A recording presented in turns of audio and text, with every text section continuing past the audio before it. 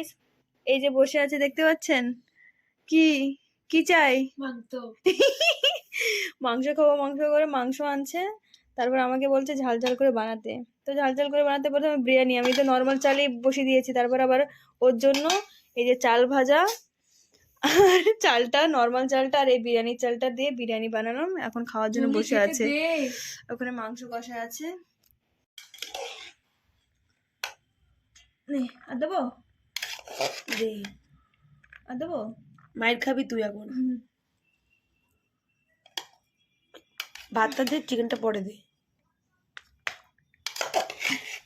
এতে আমাদের আরামসে হয়ে যাবে। বাস, এখনো আরামসে হয়ে যাবে। প্রথমে নিয়ে নে, তারপরে ডিস্ট্রিবিউট করা যাবে। প্রথমে নিজের প্লেটে নে, ঠিক আছে? কেমন হয়েছে? দাঁড়া খেয়ে দেখি। আচ্ছা, ভালো হয়েছে? দারুণ হয়েছে, খা। দাদা বৌদি বিরিয়ানি হয়েছে? হ্যাঁ, দাদাবদি বিরিয়ানি ঘি দিয়ে করলি না?